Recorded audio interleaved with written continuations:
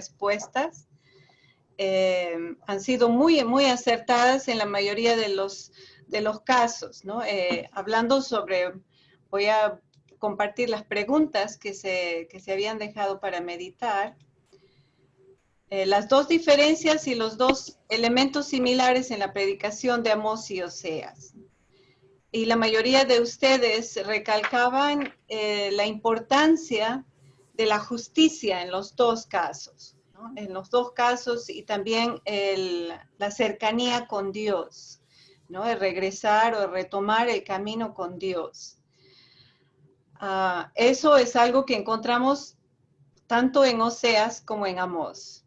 Dos diferencias, pues la manera en la que Amós predica y la manera en la que Oseas presenta su mensaje, ¿no? Son dos maneras distintas de presentar un mismo mensaje de llamado a la conversión. Uno de manera directa, con palabras muy duras, con acusaciones, con juicio, con palabras que llaman la atención, ¿no? Y que en algunos casos son muy fuertes, ¿no? Suenan de manera muy fuerte para las autoridades, etc. Y en el otro caso, en el caso de Oseas, es el mismo mensaje, pero con palabras de exhortación, de tratar de convencerlos, ¿no? Partiendo de este amor increíble que Dios tiene, más allá de lo que puedan imaginar como seres humanos. Entonces, este es otro estilo. La otra diferencia que encontramos entre el estilo del profeta Amós son, así dice el Señor, ¿no? Y las fórmulas son muy concretas, muy, muy concretas. Así dice el Señor, da todo el contenido que quiere presentar y luego termina con así dice el Señor, otra vez. En el caso de Oseas, se presenta de manera metafórica, de manera más poética, ¿no? Se habla, por ejemplo, en los primeros 3 capítulos hemos visto toda esta meditación sobre la metáfora del matrimonio y de la familia. Más allá del matrimonio de Oseas con la prostituta, es también la familia, los hijos, ¿no? Que tienen estos nombres metafóricos que hablan de la relación de Dios con su pueblo. Y entonces, claro, son dos maneras distintas de presentar el mensaje de fondo, que es el regresar, ¿no? O a regresar al camino con Dios. ¿Cuál es el pecado principal del pueblo en Amós? La injusticia, ¿no? Esto es lo que Amós pone por encima de todo. El pecado principal del pueblo en Oseas es la idolatría, ¿no? La idolatría en el sentido de haber traicionado el amor que tiene Dios a su pueblo. Y pues han sido de verdad muy creativos para presentar las metáforas, las diferentes metáforas. La metáfora del gusanito me encantó, ¿no? que algunos de ustedes presentaron. Y es que de verdad ahí surge la creatividad hoy en día, ¿no? Otros hablaron sobre las redes sociales, el internet, ¿no? Como también una manera para hablar cómo estamos conectados o no conectados. Hoy día estuve recontra interconectada, no conectada. Y entonces también son metáforas muy actuales para hablar sobre la relación entre Dios y su pueblo. Que sería bueno que lo compartan, ¿no? Con especialmente estas dos metáforas quienes han enviado, ¿no? Si a través de Arturo se puede hacer llegar las metáforas para todo el grupo, ¿no? Para todo el grupo. Yo lo voy a enviar a Arturo con su permiso, no quería enviarles antes de pedirles el permiso. Y entonces ustedes me dirán en el chat si me dan el permiso o no para enviar las metáforas y que las compartan. Entonces, muchas gracias, ¿ok? Gracias por su compartir, porque de verdad, como les decía al principio, esta oportunidad de leer los profetas es también oportunidad de aprendizaje, porque yo aprendo mucho de su propia creatividad, de su propia manera de leer a Dios. Entonces vamos a volver a la estructura que habíamos visto en el profeta Oseas, ¿no? Primero tenemos el título, luego en el versículo 2 del capítulo 1 hasta el capítulo 3, vamos a ver esta metáfora sobre el matrimonio y los hijos de Oseas, que hablan de la infidelidad del pueblo, ¿no? Y el retorno a las relaciones, porque esta metáfora no se queda en el aspecto negativo, sino que termina, ¿no? Toda la saga o el juicio familiar termina en reconciliación. El pueblo o los hijos llegan a ser compadecida, ¿no? Llega a ser sí mi pueblo, ¿no? Es el pueblo que realmente había sido creado desde el principio en pacto o en alianza, ¿no? Y que ahora retorna a la alianza. Y Jezreel es el pueblo fértil, ¿no? Es el pueblo que puede dar para más. Entonces, esta metáfora termina con una buena noticia, ¿no?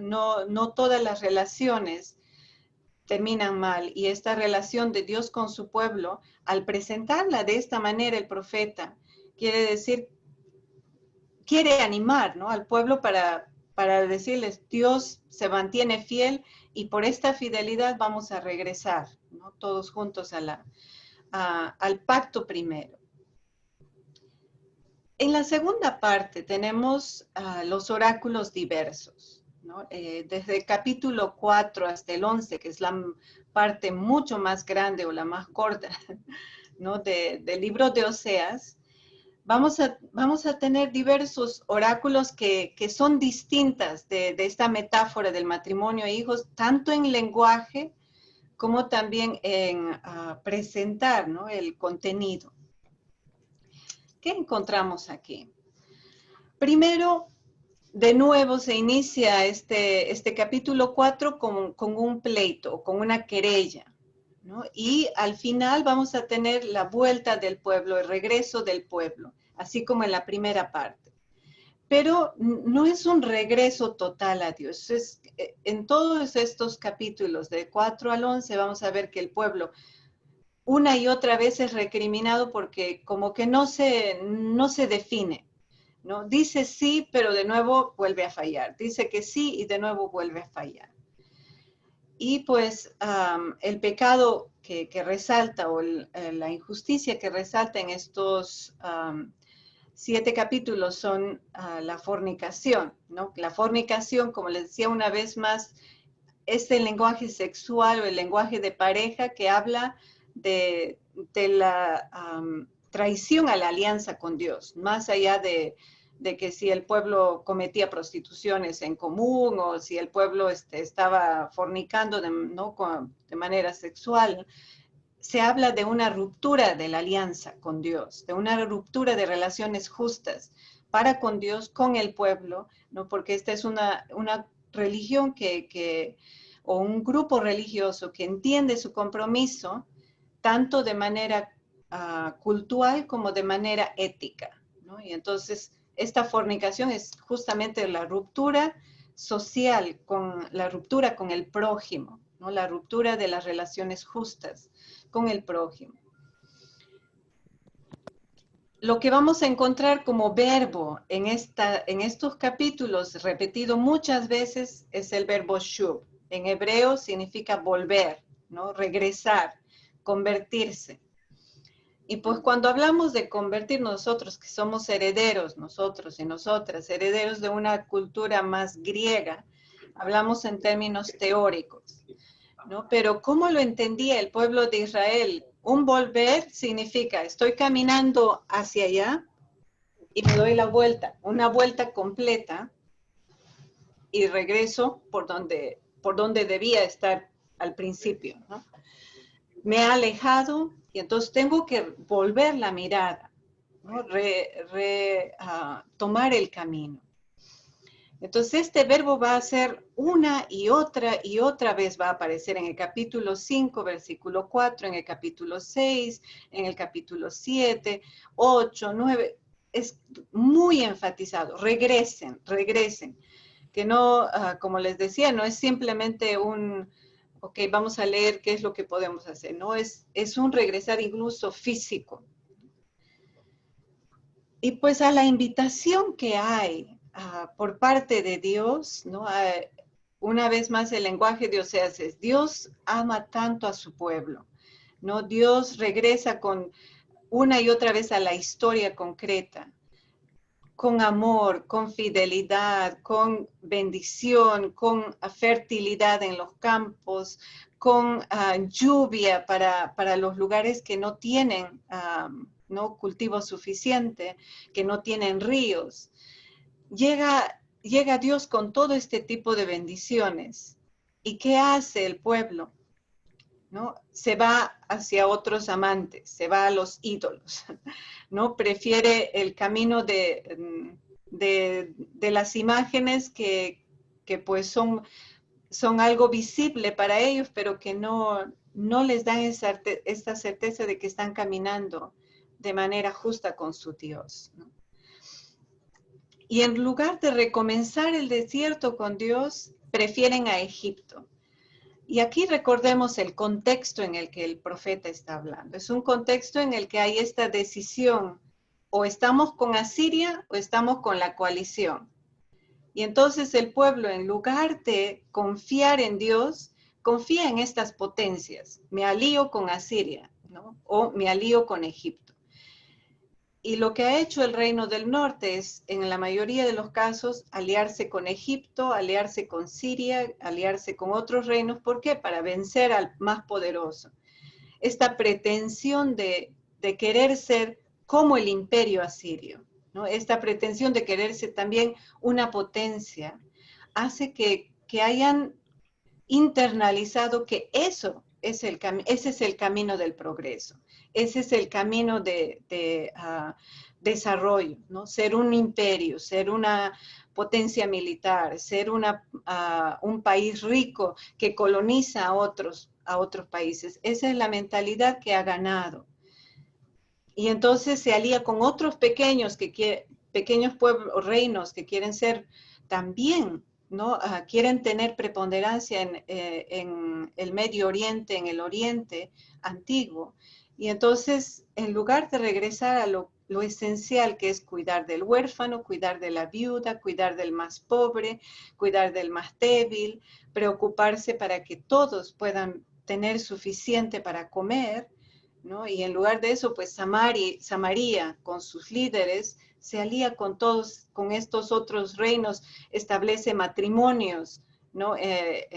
La corte misma busca el matrimonio con la familia real de Siria para que haya un tipo de alianzas, o se enlaza, ¿no? A la hija del rey con el emperador en Egipto, y así se puedan realizar alianzas.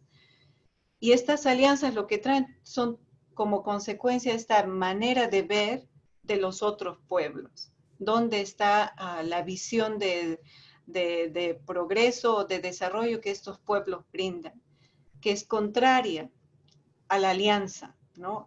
A la mentalidad de un pueblo que camina en el desierto, un pueblo que no es heredero de nada, que no posee la tierra, sino que la ha recibido como bendición.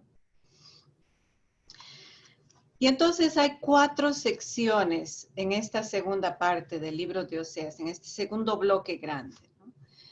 Y en cada bloque empieza con un imperativo, ¿no? con un mandato. En el primer bloque encontramos escuchen, ¿no? Como el primer mandato del profeta o la voz del profeta que habla en nombre de Dios. Y las palabras que van a sobresalir en esta primera unidad, o el del capítulo 4 al 5, son amenazas: caerás, tropezarás, caerán, tropezarán. ¿Por qué? Porque se han corrompido, ¿no? El sistema está corrompido. Entonces, hay corrupción por todas partes. Pero aquí hay que tener en cuenta, ¿no? Como el otro día lo mencionaba uno de los sacerdotes en Nicaragua, ¿no? En la comunidad aquí presente. Cuando se dirige estas palabras duras, se dirigen justamente a aquellos que están en el poder de decisión. ¿Quiénes son corruptos? Los que son esclavos, los que están explotados, los que apenas quieren ¿no? emprender algo nuevo, en algo, su pequeña parcela. ¿Hay corrupción a ese nivel?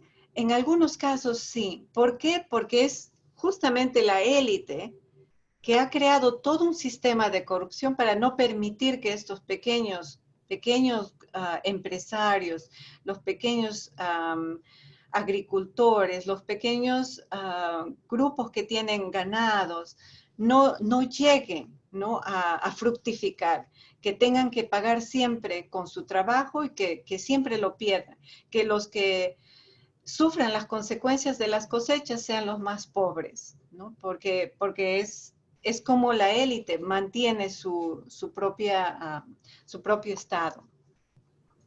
Y entonces, este tipo de corrupción sí llega para también sobrevivir a los niveles más bajos de la sociedad, a nivel social. Pero a quienes se critica no es a estos que están apenas, ¿no? pues sobreviviendo, sino que se critica a las élites. Y el profeta se dirige a ellos, se dirige a la clase sacerdotal, a la clase real, ¿no? A quienes están en el gobierno, porque ellos son los que van perpetuando este tipo de sistema corrupto. Aquí vamos a encontrar también cómo ¿no? hay una alusión a la madre y los hijos del sacerdote, que hablan más bien de la patria o de la comunidad, ¿no? En esta figura de la madre y los hijos del sacerdote está todo el pueblo en realidad. Se habla de la fornicación del pueblo en cuanto al culto a los ídolos y el abandono a Dios. Y hay una sentencia, ¿no? Del capítulo 5, del versículo 1 al 7, se habla que no vale el culto. Pero no porque el culto sea malo en sí mismo, no porque los rituales sean malos, sino porque están alejados del compromiso social. No le dicen nada, ¿no? a un compromiso serio luego en las relaciones del día a día. Porque el culto es simplemente figurar ante los demás, miren cuánto estoy ofreciendo a Yahvé y que vean cuánto estoy gastando en este becerro al donar, ¿no? Qué fiesta estoy ofreciendo a Dios. Y pues hay un olvido del compromiso para con aquellos que son sus empleados, sus obreros, aquellos que son terratenientes y que pues explotan a quienes tienen las parcelas de tierra. La segunda parte, que está desde el capítulo 5, versículo 8 a 7, 16, hay otro imperativo que empieza así: toca la trompeta. Y a veces para nosotros, cuando escuchamos esto, puede ser, el Apocalipsis, ¿no? Las 7 trompetas. Y ya apareció en el cielo este sonido en Jerusalén el año pasado, en el 2018. Había todo un boom porque se habían escuchado trompetas en Jerusalén. Pues yo no sé cómo le hicieron para hacer eso, ¿no? Pero no es de este tipo de imágenes que se habla en el texto profético. La trompeta es la fuerza, significa la fuerza con la que Dios se manifiesta a través del profeta, a través del, ¿no? Es las fuerzas naturales de un terremoto, las fuerzas humanas a través de la guerra, las fuerzas ¿no? con las que aparezca el poder que representa la trompeta como algún sonido fuerte. Y pues aquí se habla de la guerra, ¿no? De una guerra y los verbos que aparecen en esta unidad son caminar, buscar, volver, ¿no? Frente a esta amenaza de que ha llegado el momento de la guerra, el momento decisivo, el pueblo está invitado a caminar, ¿no? A no quedarse pasivo ante lo que está pasando y bueno, esto este es el fin de Samaria, es el fin de Damasco, es el fin de los pequeños reinos y nos quedamos aquí que nos maten, ¿no? Sino que a regresar a lo esencial, a los valores, a las relaciones con Dios. Hay entonces un movimiento, ¿no? En el texto, detrás de ti y hacia mí, ¿no? Detrás de ti vienen todos estos y hacia mí, regresa hacia mí. Hacia no implica conversión. Se habla de casos de la deslealtad del pueblo.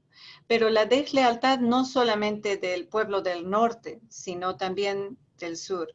Y recordemos aquí que todos estos oráculos están siendo escritos ya cuando el pueblo de Israel ha sido destruido, ¿no? Están siendo recopilados para ser enseñanza para el reino del sur. Aquello que les ha pasado a los del norte nos puede pasar a nosotros, ¿no? Reflexionemos, ¿no? Todo lo que ha pasado con este pueblo puede suceder con nosotros. Hay una tercera unidad en el capítulo 8, ¿no? Que otra vez se menciona, invoca la trompeta, ¿no?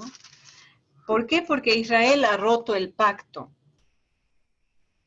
Y aquí, cuando se habla del pacto, se habla también de una invitación a volver a la ley, ¿no? Y Dios a través del profeta en el versículo 1, ¿no? Y en el versículo 12, al principio y al final, va a hablar sobre mi ley, ¿no?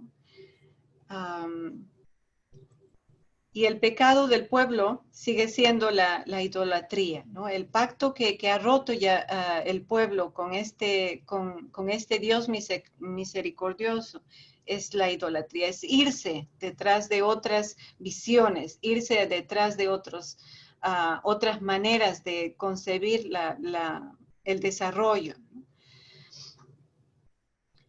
Y en la última parte tenemos un último imperativo que es no te alegres, ¿no? No te alegres todavía, ¿no?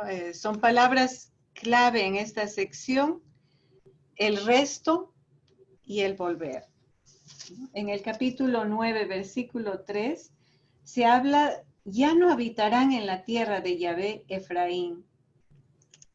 Efraín ya no habitará en la tierra de Yahvé. Efraín volverá a Egipto y en Asiria comerán alimentos impuros.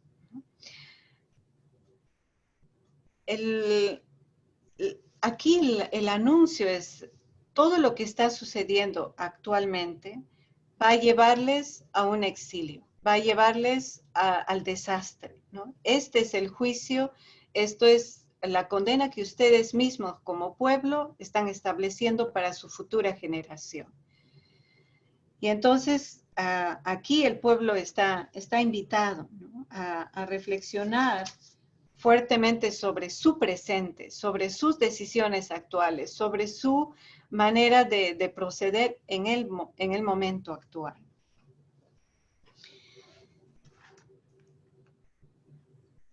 Esta es en esta última parte también vamos a ver una unidad que se conoce como una serie histórica, ¿no? Vamos a encontrar aquí fuertemente la mención de Jacob, ¿no? De todo el destino que va a surgir. Y probablemente esta es una sección que ha sido escrita ya desde la experiencia del post-exilio.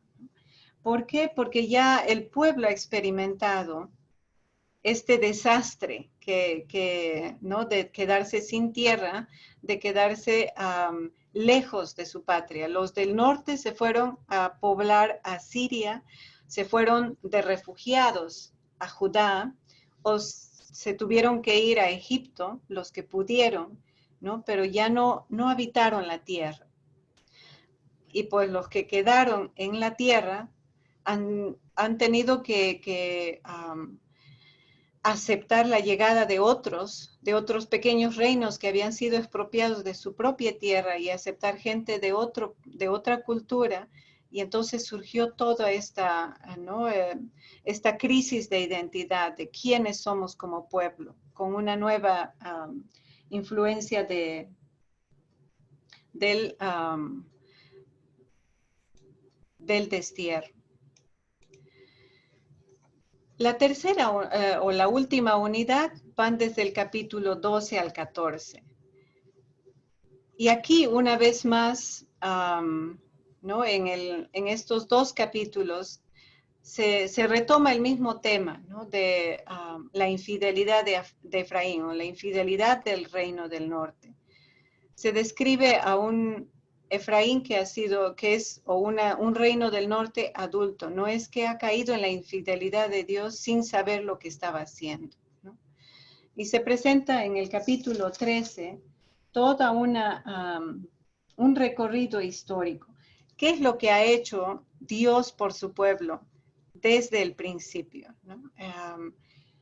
Como yo soy Yahvé tu Dios desde el país de Egipto, ¿no? O sea, toda la narración de cómo ha sido el origen del pueblo y hasta dónde ha llegado, ¿no? Para que reconozcan toda esta historia de salvación que ha sido dejada de lado por el pueblo. Y entonces, pues, para recordarle al pueblo que el castigo que sucede, ¿no? Justifican todo lo que están viviendo, porque son ellos los que son responsables de lo que está pasando con su pueblo mismo. Y aquí en la imagen les puse al dios Molech, ¿no? En el libro de Reyes vamos a encontrar la mención de este sacrificio de niños, ¿no? a los dioses paganos. Y probablemente el pueblo de Israel también, ¿no? Obtuvo esta idea o cogió esta idea de que a Yahvé se le aplacaba la ira si es que ofrecíamos sacrificios humanos.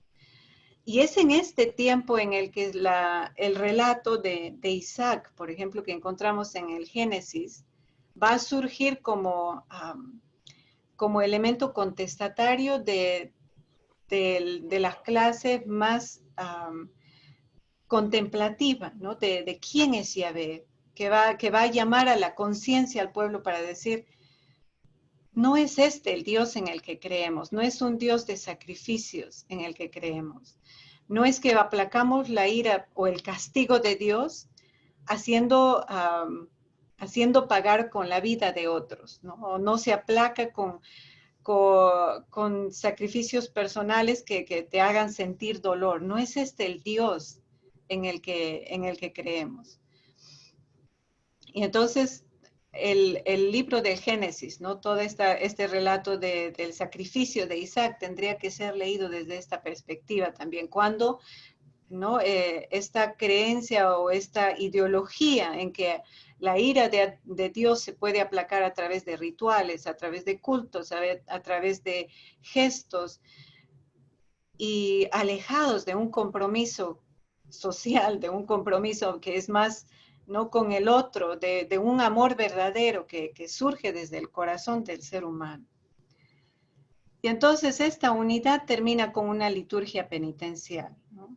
Y en la liturgia penitencial, que va desde el versículo 2, se habla ya del retorno, ¿no? Del retorno vuelve Israel a Yahvé tu Dios, pues tus culpas te han hecho caer. Prepárense estas palabras para volver. Se hablan de una reconciliación, una vez más. El libro de Oseas es positivo en este sentido, no termina con palabras duras. Y hay un epílogo sapiencial. Si ustedes leen el versículo 10, que es el último, en algunas de sus Biblias va a venir como amonestación final. Este pequeño epílogo es muy tardío, es muy, muy tardío, ¿no? Y habla que probablemente fue puesto ahí para quienes estaban como nosotros, sentados en la clase, escuchando los oráculos del profeta en una generación posterior. Y pues lo que quiere hacer el sabio o el maestro que está instruyendo a sus pupilos es recordarles, ¿no? Lean todas estas palabras de los profetas, ¿no? Y recuerden, ¿no? ¿Quién es sabio para entender estas cosas, inteligente para conocerlas? Porque rectos son los caminos de Yahvé, por ellos caminan los justos, mas los rebeldes tropiezan. Moraleja final, ¿no? Si han entendido el castigo que sufrió Israel, el castigo que sufrió Judá por sus propias acciones, ahora a ustedes les toca, ¿no? Ustedes como generación, estamos en un tiempo nuevo. ¿Cuál es nuestra respuesta a partir de todas estas experiencias, ¿no? que transmitidas en los oráculos de los profetas, del profeta Oseas?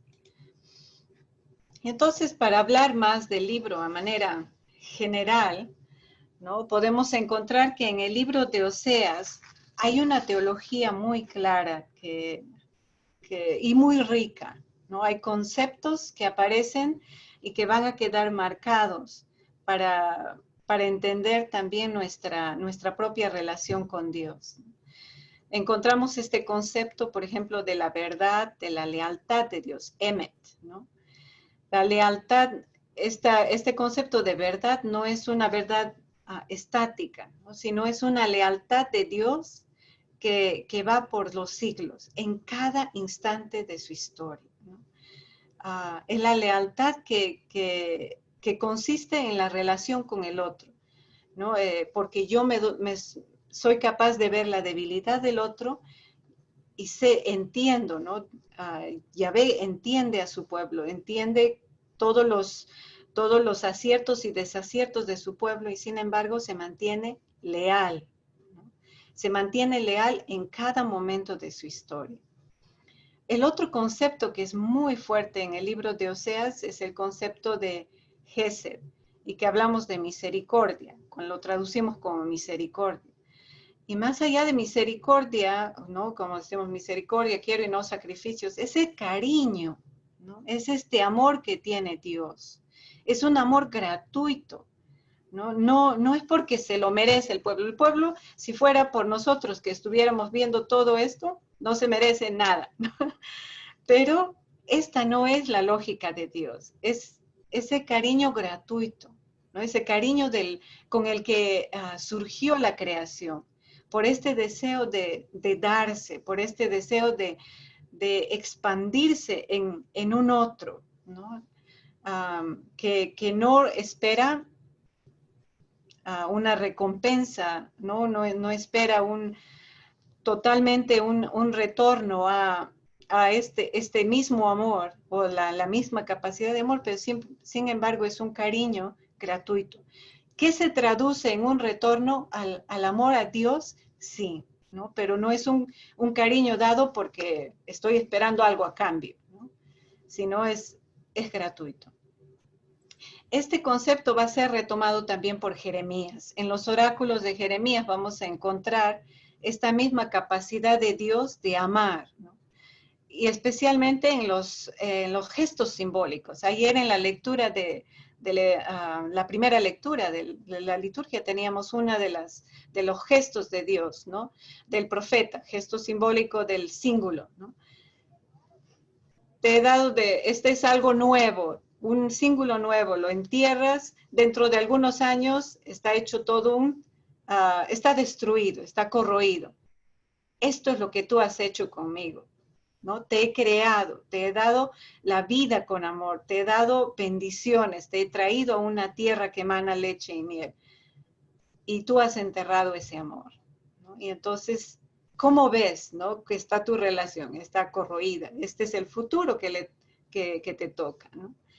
Y entonces no es tanto el castigo de Dios, es lo que uno más hace con aquel amor que se nos ha sido ofrecido.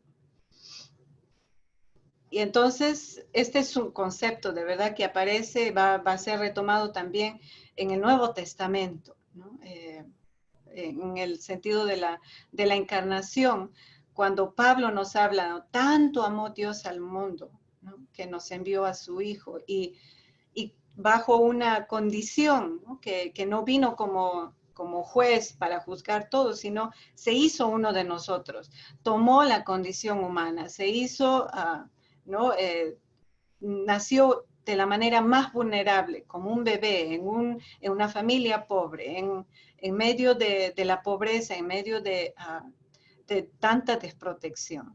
Entonces, este es el Dios que ama, ¿no? Que ama, que tiene misericordia. El otro concepto que aparece muy fuerte es el conocimiento. Y ustedes habrán escuchado seguramente, ¿no? En algunas bromas, ¿no? ¿De qué manera me conoces? Así como ¿qué es conocer?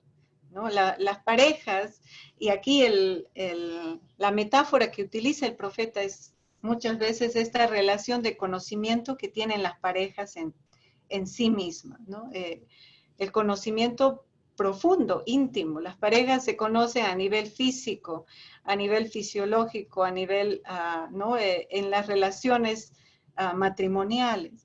Pues de este tipo de conocimiento se nos habla del tipo de conocimiento que tiene Dios para con su criatura. Nos conoce hasta lo más, ¿no? Lo más escondido, lo más remoto. No hay nada que pueda escapar a la capacidad de Dios de saber sobre su criatura. No es que Dios no sabe hasta dónde puede llegar. Sabe hasta dónde puede llegar, lo deja en libertad, no lo manipula como si fuera un robot. Haz esto, no hagas esto, ¿no? Sino que lo conoce, sabe de sus potencialidades, sabe de ¿no? lo que puede hacer con todos los dones que se le da. Entonces, este concepto de conocimiento de Dios aparece en el profeta Oseas. Y la pregunta es, ¿no? Dios conoce a su pueblo, conoce a su criatura, pero ¿conoce la criatura a su creador? Si conocieras a Dios, ¿no? Si realmente como Dios te conoce a ti, tú lo conoces a Él, sabes quién es Dios, entonces ¿por qué andas buscando hacer sacrificios, ¿no? Entonces esta es la pregunta que se plantea también en este libro. El otro concepto que aparece muy fuerte que quiero hablar antes de las etapas del amor conyugal es el desierto. Y hay una frase muy conocida, ¿no? La llevaré al desierto y le hablaré al corazón. Esta figura del desierto ya no como el desierto del Éxodo. El desierto del Éxodo era, ¿no? Cuando salieron ellos de Egipto, era un desierto, un lugar de peligro, un lugar de incertidumbre, un lugar de hambre, de sequía, ¿no? De sed. Y el desierto, como lo presenta Amós, es ya haciendo reflexión de lo que el pueblo vivió en el desierto, ¿no?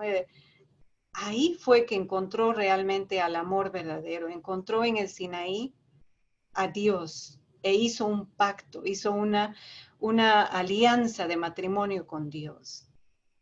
Y justamente esta foto es de Egipto, ¿no? Yo la tomé cuando fui a Egipto en Sinaí, y pues caminamos para el monte. Yo no sé cómo se capturó el momento en el que el sol estaba ahí. Y cuando ya vi entre las fotos, me di cuenta de la maravilla de foto, ¿no? Porque en el momento de tomar la foto no se ve muy claramente qué va a salir. Y me hace pensar justamente en este tiempo, ¿no? Que también para mí fue el caminar en el desierto.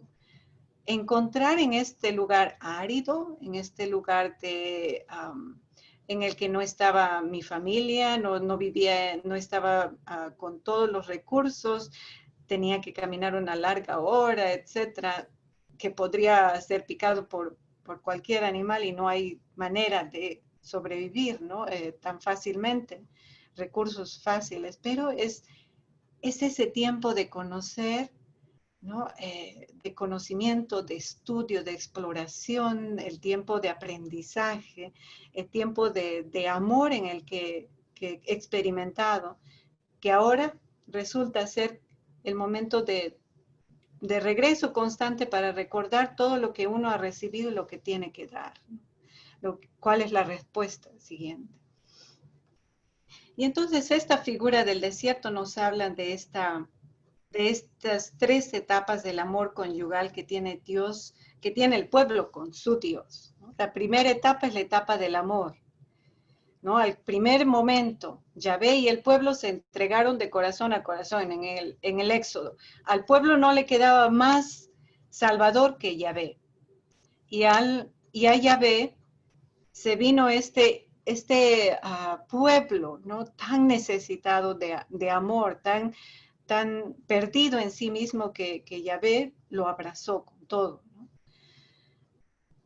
Pero sin embargo, después de Baal Peor, y aquí se habla de, ¿no? de la idolatría de Baal Peor, si nos vamos al libro de Números, ¿no? Vamos a encontrar ahí que empiezan, ¿no? En las alianzas con los reinos ya al momento de entrar a la tierra prometida.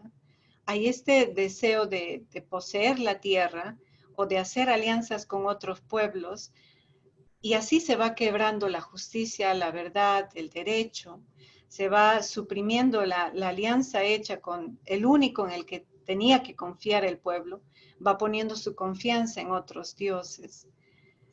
Y entonces este es el inicio de la destrucción, ¿no? Es el inicio de la perdición. Esta es la lectura del profeta. El pueblo en el Éxodo vivió su primer amor.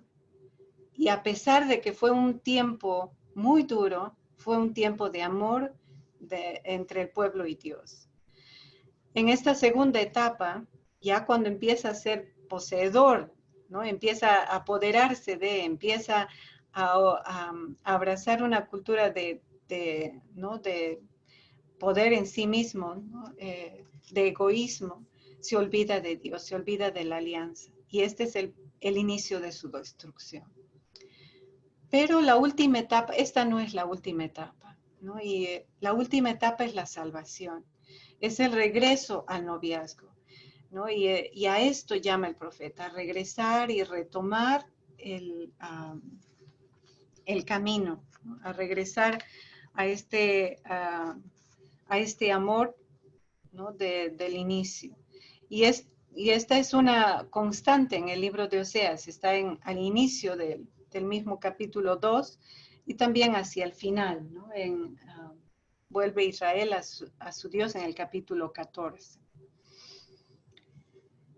Y entonces, pues, como ustedes ven, es un libro que tiene mucha riqueza teológica, ¿no? Que tiene mucho de inicio, ¿no? De la reflexión para un pueblo que tiene que aprender de sus propios errores, de sus propias decepciones para con Dios, pero a la vez que tiene que leer su historia como una historia de salvación, una historia que empieza con amor y que termina con salvación. Y a este punto quisiera que tomáramos, ¿no? Unos 5 minutos para pensar de manera personal. ¿Cómo va mi relación con Dios? ¿No? ¿Cuál ha sido este momento en el que he experimentado el amor? Que no necesariamente haya sido un momento de todo es color de rosas. Puede ser que en el momento más trágico de nuestra historia hemos experimentado a Dios de manera más fuerte. Y esto es real, ¿no? Y lo hemos hecho a conciencia después del hecho o en el momento de la tragedia. La segunda pregunta para meditar sería, ¿conozco a Dios?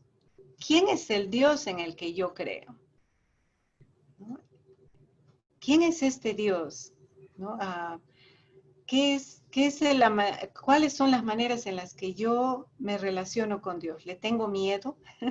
¿No? ¿Lo tengo como un ojo que me está mirando, que está en todas partes? ¿Qué es el tipo de relación que tengo? ¿No? Conozco a este Dios. Lo conozco como lo conocía Oseas, ¿no? Con esta capacidad de hablar de Dios. ¿Y qué calidad de tiempo le dedico a mi relación con Dios? ¿No? ¿Qué calidad de contemplación de la presencia de Dios en mi vida tengo cada día? Y no estoy hablando de si hago cuántos rezos del rosario, de cuántas horas paso ante el Santísimo. Ese no es el tema, ¿no? El tema aquí es la calidad de relación. Le hablo de tú a tú, ¿no? Como dicen en mi país, ¿no? A calzón quitado. ¿Le hablo así a Dios? ¿O todavía le pongo, ¿no? Cosas que no sean muy fuertes? Le digo, no, ay, pero no sé si contarte, Diosito, ¿no? Sé, ¿no? Sé que me conoce hasta lo más profundo. ¿Qué calidad de relaciones, ¿no? He desarrollado con Dios? ¿Soy capaz de enojarme? ¿Soy capaz de pedirle explicación cuando no entiendo? ¿Cómo se las pido? ¿No? Les digo, ¿por qué? ¿Por qué Dios tú haces esto? Y una vez más, si le echo la culpa de todo a Dios, es porque, ¿qué tipo de Dios es en el que creo? Y la última pregunta sería, ¿de qué manera esta relación con Dios se refleja en las relaciones que tengo con mis hermanos, con mis hermanas, con la naturaleza? Porque si hay algo muy resaltante en el profeta Oseas, es que esta relación no es solamente Diosito y yo y qué bien estamos aquí, nos queremos mucho, mua, mua, ¿no? No es ese tipo de relación. Un tipo de relación de calidad se refleja en la calidad de relaciones que tengo con los demás, con la naturaleza, ¿no? Con todo lo que es creado. Entonces, quizás para que tomáramos 5 minutitos para pensar, ¿no? sobre lo que nos trae Oseas. Voy a apagar mi cámara para que también les dé un momento para ustedes cerrar los ojos y pensar en estas preguntas, ¿no? ¿Cómo va mi relación con Dios? ¿Conozco a Dios?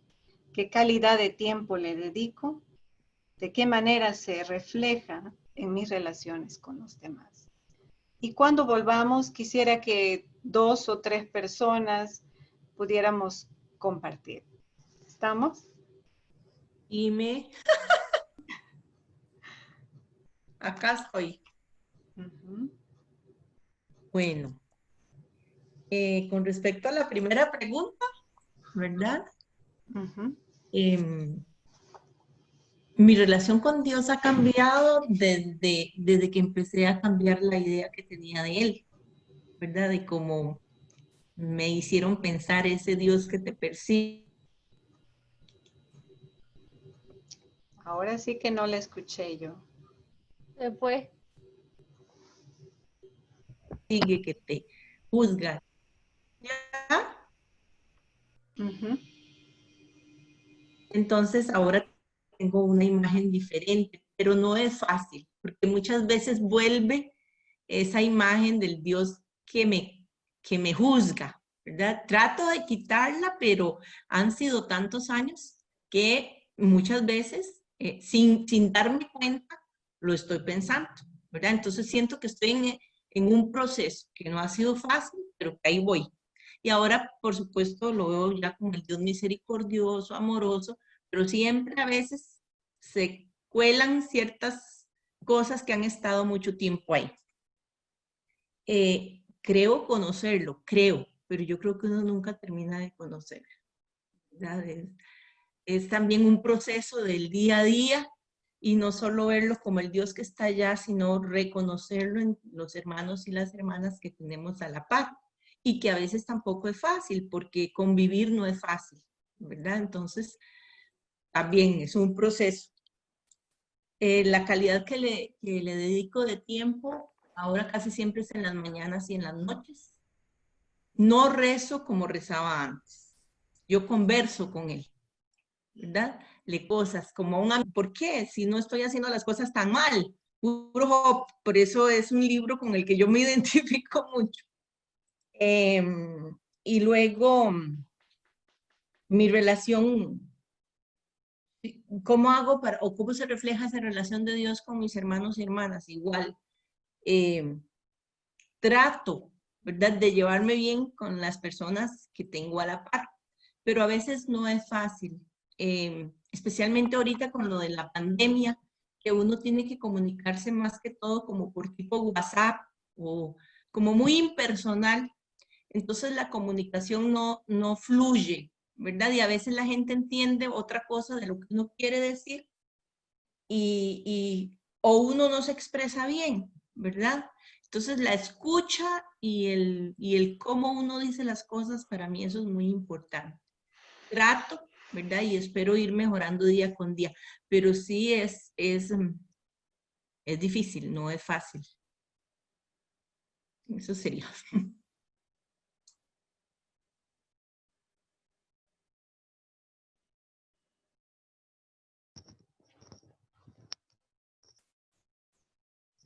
Hermana, tiene el micrófono apagado.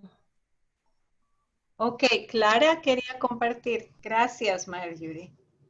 Con mucho gusto. Hola, mira, yo me quedo con la palabra, la llevaré al desierto y le hablaré al corazón.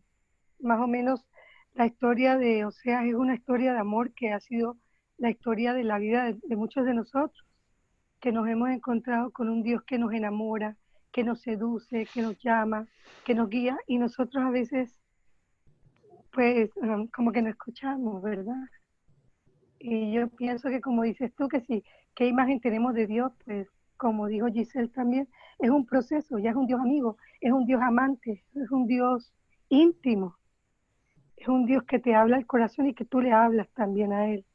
Es un Dios que no puede ser un Dios personal, sino es un Dios comunitario. No me puedo quedar con mi Dios que me lleva al desierto, me habla al corazón, mientras que yo trato a mi hermano a las patadas. Entonces, yo pienso que esta historia de Oseas es la historia de todos. Este profeta quiere hablar de cada uno de nosotros, de nuestra relación con el Dios que nos llama, que nos ama y que espera al final que volvamos, ¿verdad? Ya con muchas metáforas de los hijos, de que siembra, del no nombre, así ha habido etapas en nuestra vida. Entonces es un Dios que espera, que es paciente, que es amoroso, que es un amor de padre y madre. Es el amor que nosotros le tenemos a los hijos cuando los queremos ahorcar muchas veces porque no hacen las cosas como deberían, pero uno dice, dale chance, que él vuelve, él vuelve, él vuelve. Entonces, es muy bonita la relación de Oseas con Dios y espero que sea igual para todos nosotros.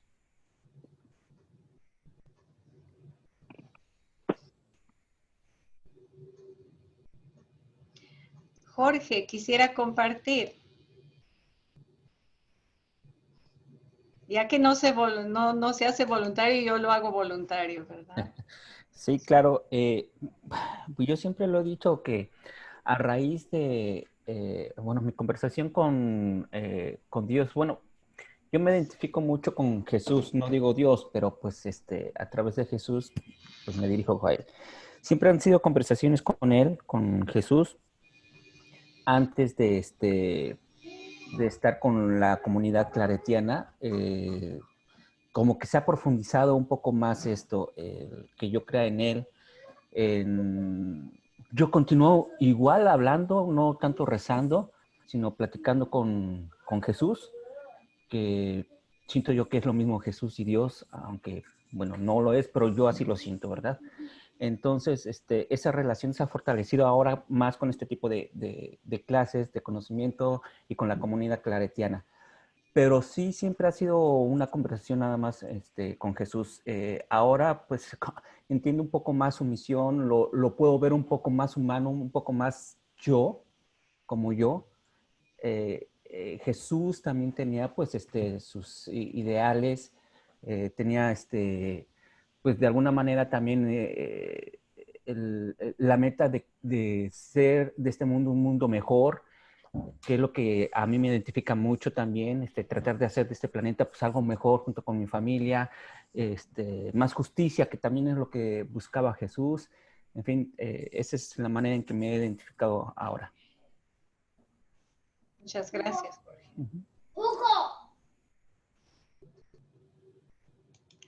Y se ve que está bien relacionado con la creación, porque ahí está el gato, ¿no? Alrededor.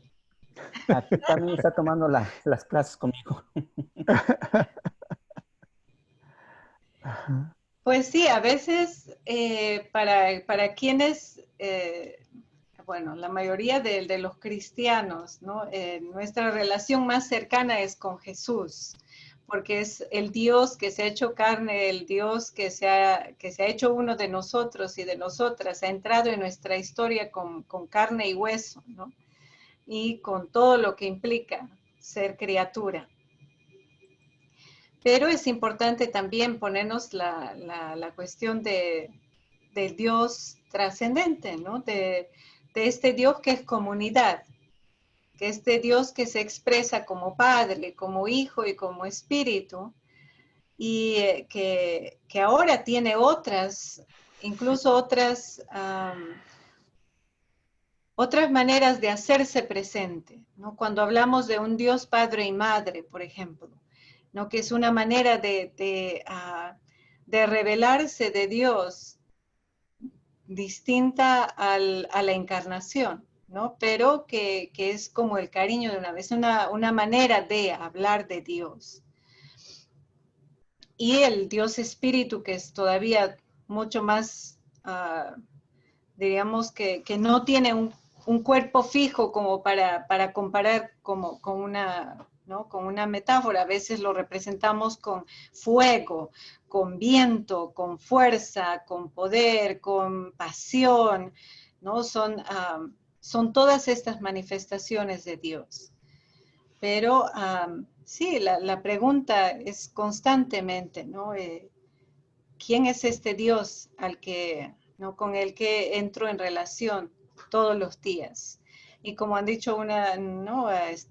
Giselle, es el Dios, o no me acuerdo si fue Clara, ¿no? Es el Dios que está en mi hermano, está en mi hermana, ¿no? El Dios que tiene rostros concretos, ¿no? Que se expresa a través de rostros concretos. ¿Alguien más quería compartir un poco? Padre Juan. A ver, frente a la pregunta, ¿conozco a Dios? Estuve escribiendo un poco, dice, creo que sí. Lo siento cercano. A veces no lo entiendo, pero lo amo.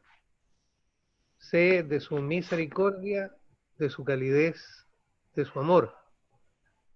Me he dado cuenta que las veces que he querido sacarlo de mi vida, me es casi imposible, porque irremediablemente vuelvo a él. No le pregunto por qué, le pregunto para qué. Ahora, en cuanto a qué calidad de tiempo le dedico,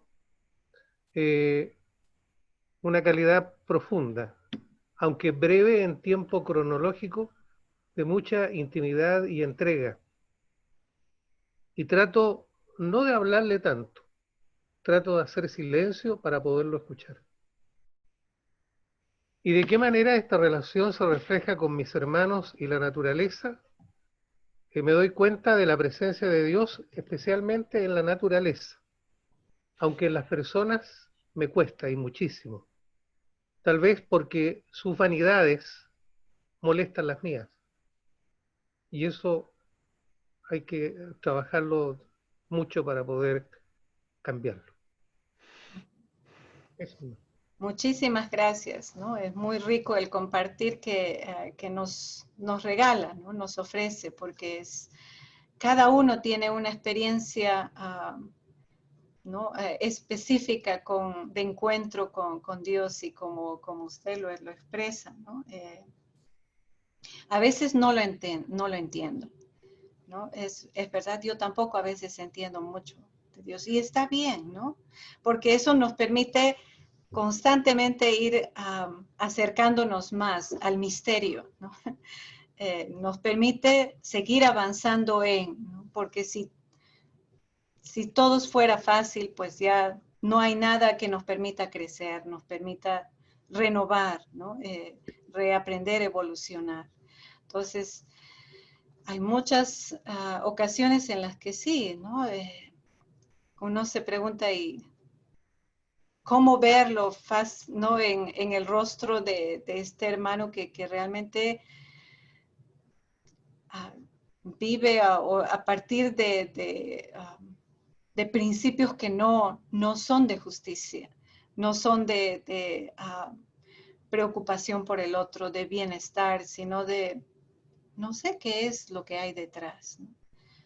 Y de verdad que es muy difícil a veces el ver a Dios reflejado en Trump, por ejemplo, ¿no? Porque es que nos lanza al mismo, a la condición de dentro de decir, pero, ¿no? Pero bueno, es nuestra propia lucha humana también, ¿no? Y nuestro propio crecimiento humano. Muchísimas gracias, ¿no?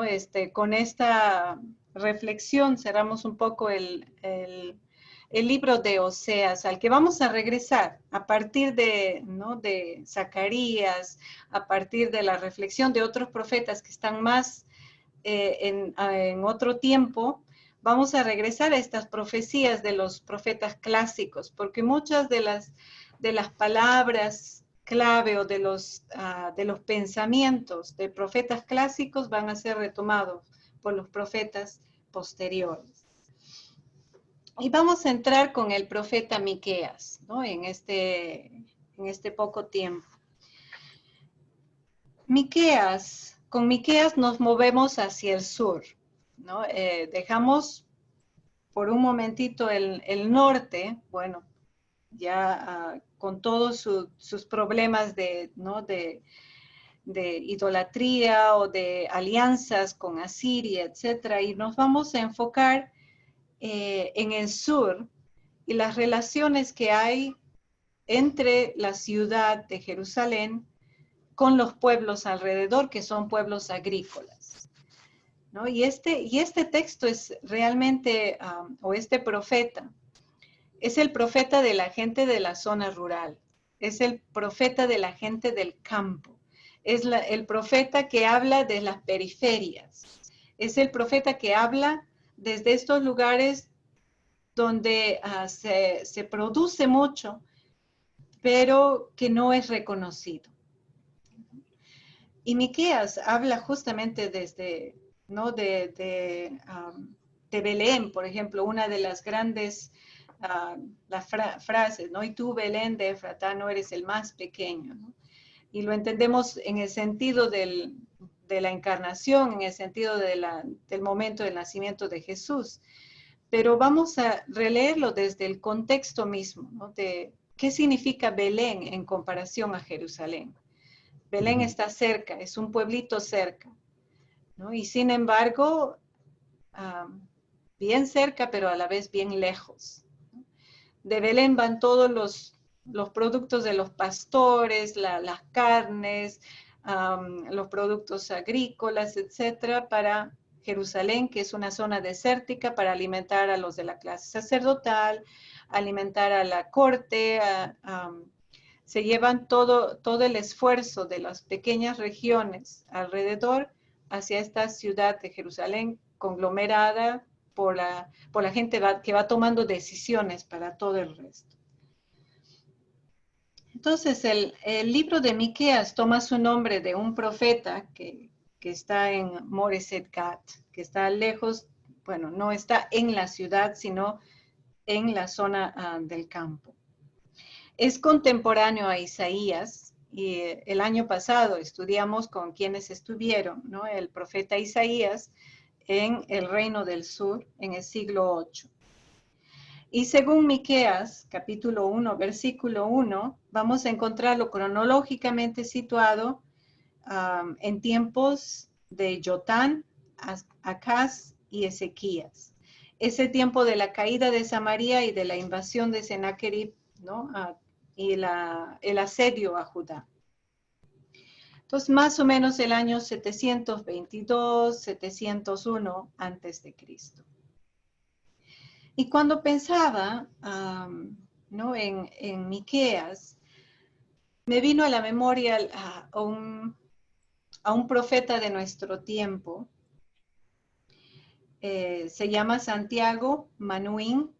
Es un líder, ¿no? De la zona de la Amazonía, de la tribu Awajún, que ha ganado varios premios, ¿no? Ha sido reconocido a nivel mundial y latinoamericano también, por representar a la zona amazónica y a su tribu amazónica. Recientemente murió del COVID, ¿no?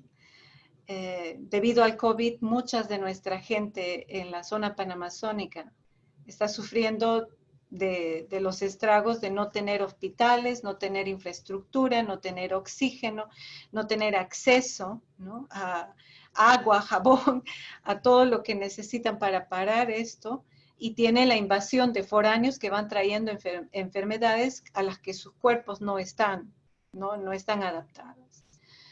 Y entonces vamos a escuchar en unos 3 minutos las palabras que él dirige como líder de su propio grupo, hablando desde la Amazonía para el mundo.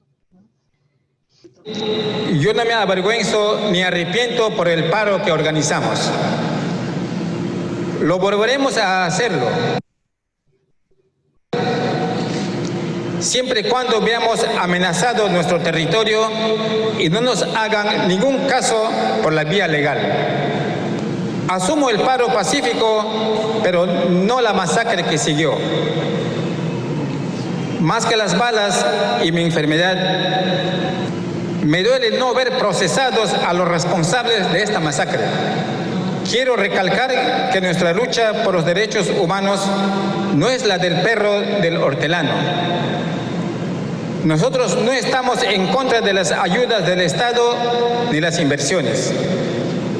Simplemente queremos estudios a fondo y que nos consulten de verdad. Tenemos sabiduría que da una experiencia de cientos de años en este territorio. Es triste decirlo, pero la selva es un cementerio de proyectos mal diseñados y peor ejecutados. Nosotros reclamamos con razón porque somos nosotros los que después cargamos con el fracaso cuando los inversionistas y sus técnicos se retiran. Nosotros, repito, sí queremos apoyo para mejorar nuestra educación, nuestra salud, nuestra producción. Eso es verdad. Pero exigimos que se haga a partir de lo que somos y tenemos. Sobre todo, que se respete nuestro territorio, porque esa es nuestra gran escuela, nuestro supermercado, nuestra farmacia natural, nuestro templo que no tiene paredes, pero está lleno de seres vivos. Pero que quede claro, no somos fanáticos de nuestra cultura como si fuera la única y la mejor. No estamos rechazando el desarrollo como dicen algunos. No, sabemos apreciar, aprender, acomodarnos a otras culturas. Creemos en la interculturalidad en este mundo globalizado. Eso tiene que quedar claro para todos los que no nos conocen o no quieren conocernos como somos. Nuestra historia es una historia de luchas para poder vivir tranquilamente en nuestro territorio. Nunca hemos luchado por conquistar terrenos, ni robar oro ni plata de nadie. Nuestra vida en la selva nos impone muchos deberes sociales para convivir y estrategias de producción. Sí, somos productivos, ni ociosos ni ignorantes.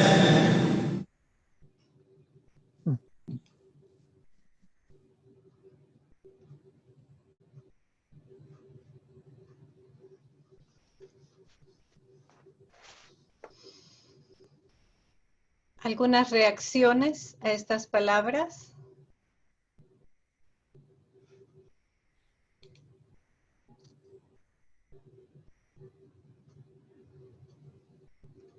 Luis. O sea, muy bonito como lo que explica el Señor en el aspecto de cómo las transnacionales no toman en cuenta las realidades de su vida. Y si invierten y fracasan, dejan los desechos ahí. que eso les causa más enfermedades, aparte que han degradado el medio ambiente. Y qué bonito como él dice que está, cómo lo plantea, ¿no? O sea, que los tomen en cuenta, que es lo más importante, y que los escuchen, porque van a tener voz. Y cómo están abiertos a las necesidades, ellos mismos se dan cuenta, ¿no? En el aspecto de la educación, eh, la salud. Ah, yo le agradezco a usted por el video pasado y porque nos dan unas perspectivas distintas para ver las realidades de las personas que están viviendo en las realidades sociales de cada pueblo. En caso ahora de la Amazonía y en el video que nos hizo la clase anterior del sacerdote en Perú también. Interesante porque son realidades que muchas veces de nosotros no nos imaginamos cómo es en sí la situación. Todos tenemos alguna idea, muchas veces vaga. Solamente. Gracias, Luis. Marco, Padre Marco. Muchísimas gracias, hermana. Escuchando a este líder peruano, obviamente es el clamor de todos nuestros hermanos y hermanas latinoamericanos. O sea, lo escucha uno y dice, está hablando de México, está hablando de la explotación, la vejación, sobre todo la negligencia, la insensibilidad de todas estas corporaciones. Inclusive en el bloque anterior también, cuando yo pensé mucho en México, mi país, cuando hablaba de cómo el pueblo judío estaba cerca de Babilonia, porque para nosotros geográficamente estamos cerca del país más poderoso del mundo y donde nuestras relaciones hemos tratado de ser lo mejor y gracias a las autoridades que hay que reconocer mexicanas, que hemos tratado de hacerlo, pero las relaciones México-Estados Unidos no son nada fáciles, son muy difíciles, sobre todo con la actitud, una actitud de prepotencia y de poder de los Estados Unidos y se paga muy caro. Los mexicanos hemos pagado muy caro esta relación. Y no tan solo con los Estados Unidos, también con México, con Canadá, tiene una relación muy hipócrita también. Parece, en la superficie se ve que todo es muy bien. Los canadienses prácticamente ellos son los explotadores de todas nuestras minas en toda América Latina. En México inclusive llegan a la desfachatez de no pagar impuestos. Y se habla de que en 10 años los canadienses han saqueado el oro y la plata de México. En 10 años saquean lo que a los conquistadores españoles le llevó 300 años. Los canadienses lo saquean. Y cuando estamos hablando de contaminación, ¿cómo contaminan?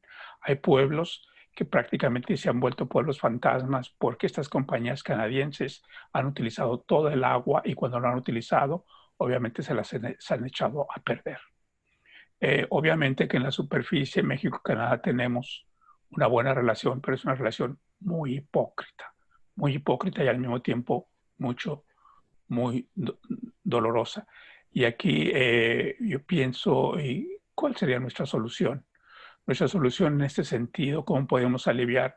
Suena muy fantasioso, pero hay alguien por ahí que dice, qué fuertes seríamos todos los latinoamericanos si un día lográramos unirnos, porque gracias a lo que sucedió, que muchos lo ven como algo negativo, pero son cosas que tienen que pasar, la conquista a México que se dio, esa conquista que fue dolorosa, pero también hay tantas cosas buenas.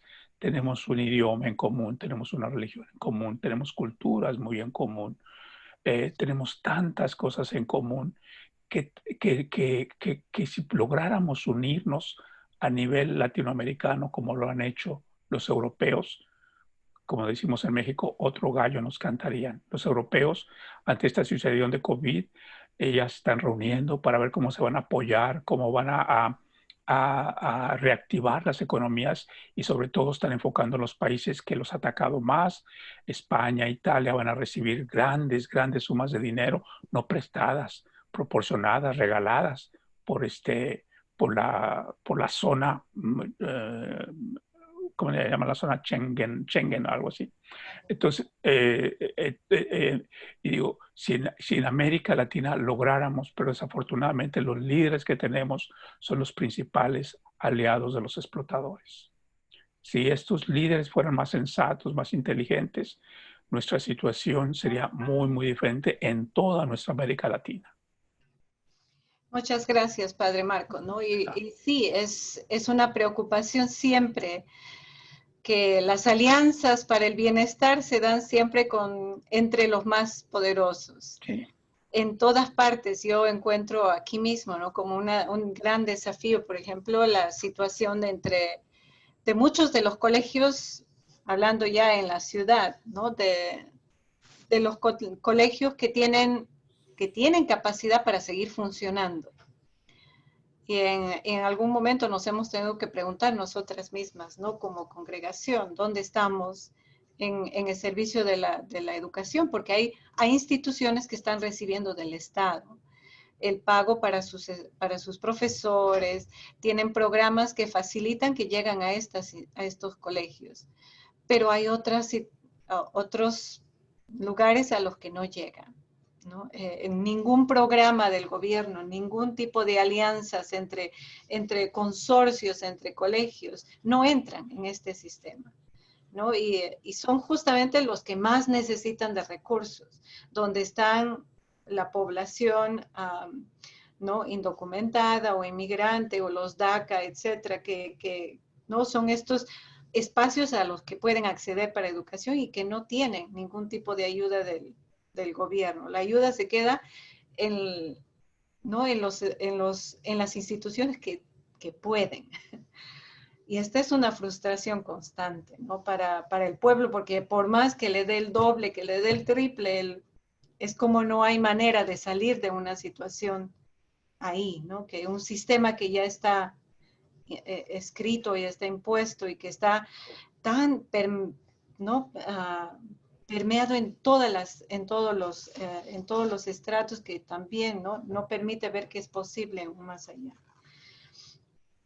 Pero recientemente también estaba escuchando los diálogos de quienes ahora se están organizando como la conferencia eclesial panamazónica. No sé si han escuchado eso, ¿no?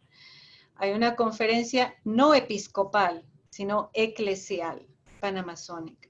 ¿Qué significa eso? Que quienes están para decidir no son necesariamente los obispos, sino son las naciones, ¿no? Miembros de las naciones que viven en la Amazonía, a quienes se llama a la mesa para consultar, porque eso es lo que decía Santiago.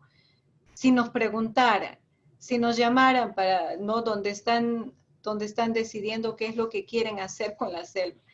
Y esta fue también la propuesta de los pueblos, ¿no? de la Amazonía en el sentido del sínodo. Sí, muy bien, todas las discusiones se llevaron a Roma, pero ¿quiénes son los que están sentados ahí para decidir sobre la situación en la Amazonía? Son los obispos, ¿no?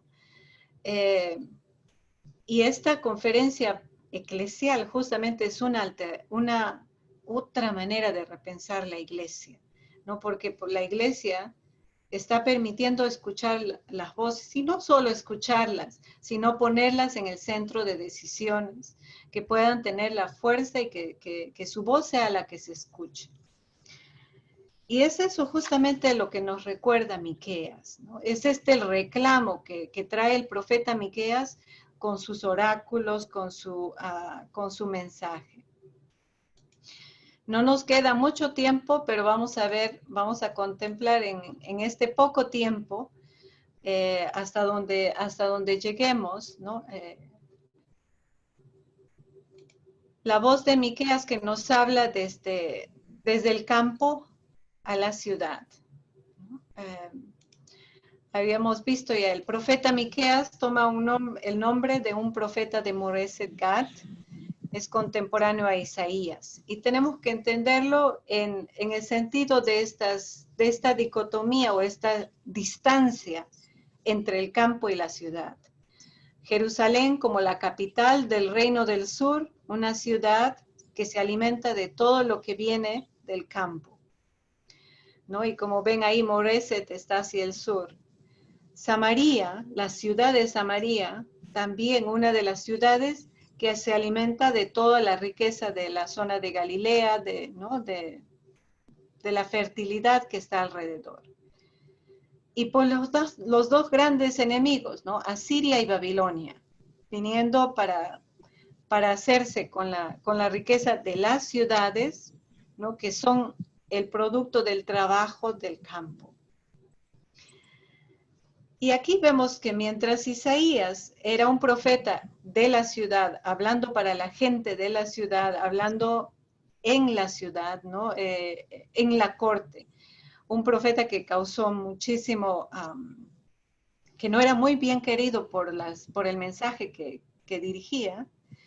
Miqueas es un profeta del campo y su perspectiva es campesina. Nos habla con imágenes de la agricultura, nos habla con imágenes del campo.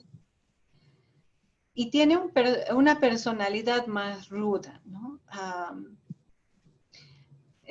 No adorna su mensaje con gestos simbólicos, con metáforas, ¿no?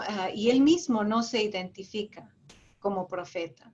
¿Por qué? Porque ya para el tiempo del siglo VIII hay profetas en la corte que trabajan como consejeros del rey. Y en lugar de aconsejar para el beneficio del pueblo, son los que aconsejan para el beneficio de la élite, ¿no? Y este es el tipo de Nevi'im con el que no quiere ser identificado, ¿no? El tipo de profeta con el que no quiere ser identificado ni él, y tampoco es el tipo de profeta con el que quiere ser identificado Jeremías. Todos los títulos que encontramos en el libro de Jeremías, por ejemplo, de Jeremías el profeta, vienen de un tiempo posterior del escritor, porque Jeremías en su tiempo no quiso que lo llamaran profeta, no quiso ese título para sí, porque tenía mucha relación con el poder. El libro en sí fue escrito mucho más adelante, ¿no? Vamos a encontrar dos grandes secciones, y en cada una de estas secciones, ¿no? La primera gran sección que va desde el capítulo 1 al 5:8, encontramos dos momentos: acusaciones, advertencias y de esperanza y restauración, ¿no? En cada uno de estos bloques. Y en el segundo bloque también vamos a encontrar este mismo movimiento, ¿no? Una primera parte de acusaciones y advertencias y una segunda parte de esperanza y restauración. Entonces son estas las características del libro, que fue probablemente escrito posterior a la época del exilio. ¿Qué encontramos en la sección A? Encontramos básicamente en la primera parte las acusaciones, y estas acusaciones que van desde el capítulo 1 hasta el 3 se refieren a la época del Miqueas histórico. Y aquí vamos a encontrar el juicio que se establece, ¿no? De parte de Dios contra Samaria y Jerusalén, que son las dos grandes ciudades, ¿no? Y se habla aquí de oráculos, aparecen los oráculos contra los latifundistas y poderosos. Latifundistas, aquellos que son propietarios de la tierra. ¿Quiénes son estos latifundistas? ¿Dónde viven estos latifundistas? En Jerusalén, en Samaria. Ellos no viven en el campo. Quienes están en el campo son sus peones, son sus siervos, son aquellos que se han endeudado y que ahora trabajan para ellos, ¿no? Y estos poderosos se sientan en las ciudades, en su palacio, ¿no? Con todos los bienes que vienen para ellos. Y también se acusan a las autoridades, ¿no? Los poderosos son estas autoridades que arrancan la piel de su pueblo, y Miqueas habla muy fuerte de esto, ¿no? O sea, arrancar la piel de su pueblo. Rechazan hacer el bien, ¿no? Aquellos que tienen la capacidad de buscar el bien de los más vulnerables son aquellos que en lugar de buscan el bien propio. Después hay una serie de oráculos también contra los falsos profetas. Y estos falsos profetas son los que proclaman falsas seguridades. se han hecho cómplices de la opresión de los pobres, de los extranjeros, de los huérfanos y de las viudas. Una vez más se recuerda este Dios, ¿no?, del pacto hecho en Éxodo, ¿no?, que van a proteger. ¿Quiénes son aquellos que necesitan de la protección? El pobre, el huérfano, la viuda, ¿no?, el extranjero. Y estos falsos profetas son los que... Yo les aseguro. Ayudan a perpetuar este sistema. Después también encontramos en este bloque, en este primer bloque, un anuncio sobre el retorno del exilio, que probablemente es una sección del texto que viene como añadido posterior, como relectura, ¿no?, que ya después de haber vivido la experiencia del exilio, pues anuncia un tipo de esperanza para este pueblo. Y el último oráculo que aparece en esta primera parte es la acusación violenta contra los jefes de la ciudad, los jueces, sacerdotes y profetas. Como vemos una vez más, es muy común en cada uno de los textos proféticos que las acusaciones o los oráculos de condena, los oráculos de juicio, no son para todo el pueblo en general, son específicamente para los jefes de la ciudad, para aquellos que tienen el poder de decidir quiénes entran a ser como esclavos o estar en las cárceles, y quienes establecen la ley, ¿no?, y los sacerdotes y profetas, ¿no?, que son como mantienen el orden social, moral del pueblo. Y pues una de las condenas que se anuncia a través de Miqueas es que Jerusalén se transformará en un montón de ruinas y en un campo arado, ¿no? Y esta figura del campo arado es del campo que del que se ha aprovechado todas las cosechas y que ya no da más. Pues este es el futuro de Jerusalén. Va a quedar en nada todas sus riquezas. Las riquezas del templo van a ser llevadas hacia otros pueblos.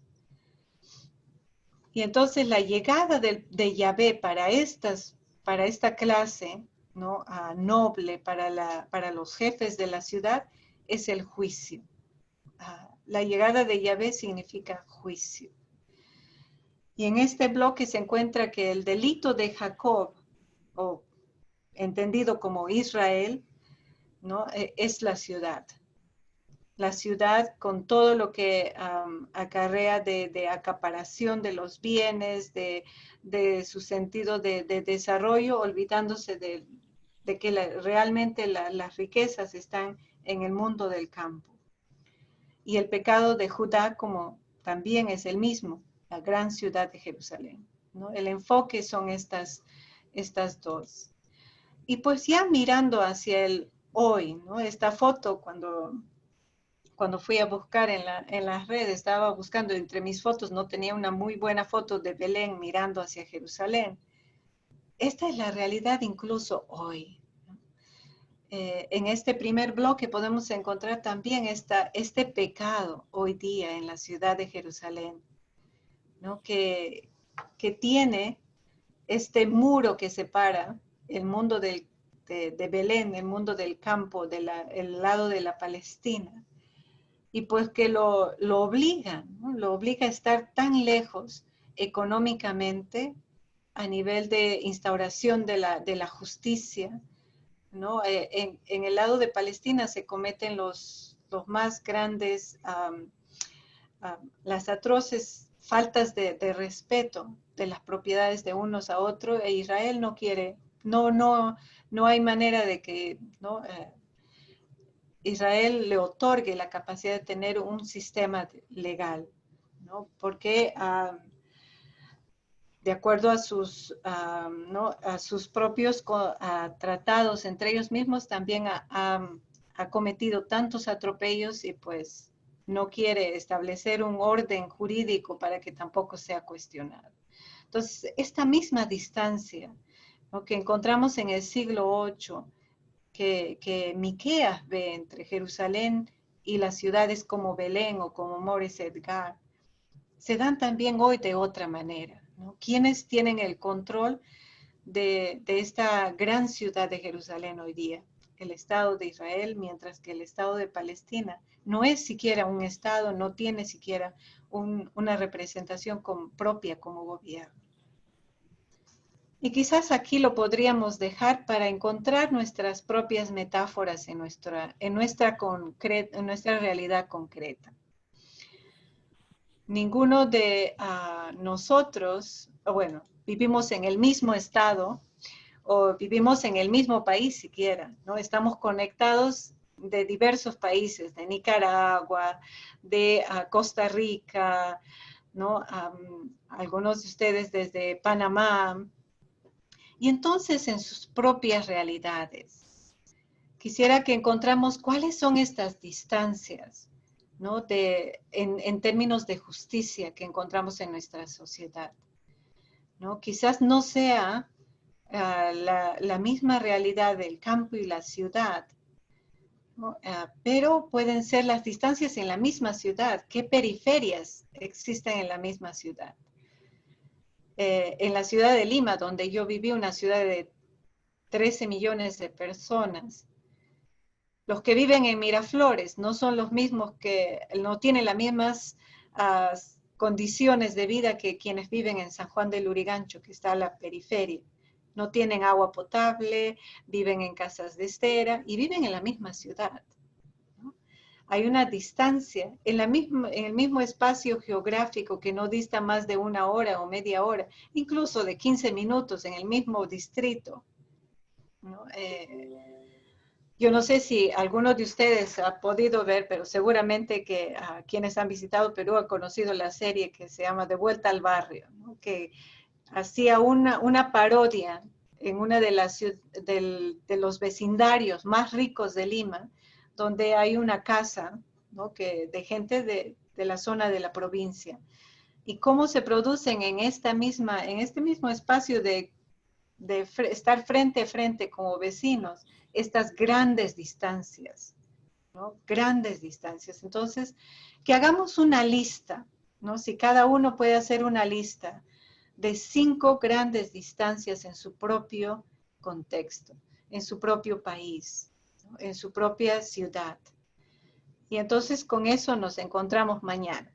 No me las tienen que enviar, lo podemos compartir cuando nos encontremos mañana, ¿no? En nuestra sesión sobre Miqueas, y vamos a terminar con Miqueas para entrar ya en una nueva etapa. Entonces les agradezco de antemano, ¿no? Por no haber estado tan temprano este día por el problema que tuvimos aquí, pero mañana sí voy a estar a las 3 y voy a hacer todo lo posible para tener, ¿no? Ya preparado para las 3 en punto. Muy bien. Sí, Muchas Manuel gracias. quiere decir algo. Estás en mute, Manuelito.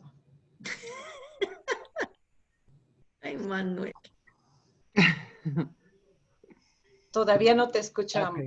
Yo creo que esa era una señal de Dios, de que yo siempre estaba callado. Sí, pero ya te leí los labios, hijo.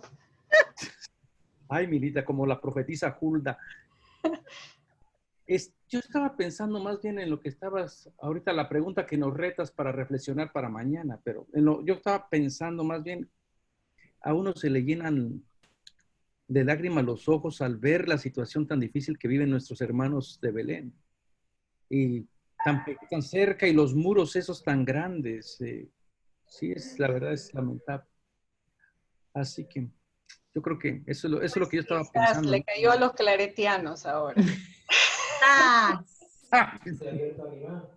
¿No? Estaba pensando por los claretianos, estaba pensando por los claretianos de Centroamérica, especialmente por el padre Eric. No es cierto, el padre Eric se tuvo que ir porque dice Giselle que está lloviendo mucho. No, yo creo que nos puede pasar en la vida comunitaria, me imagino que en las parejas también, ¿verdad? Pero... Ok, entonces, a ver en la familia. ¿Quiénes están en la periferia?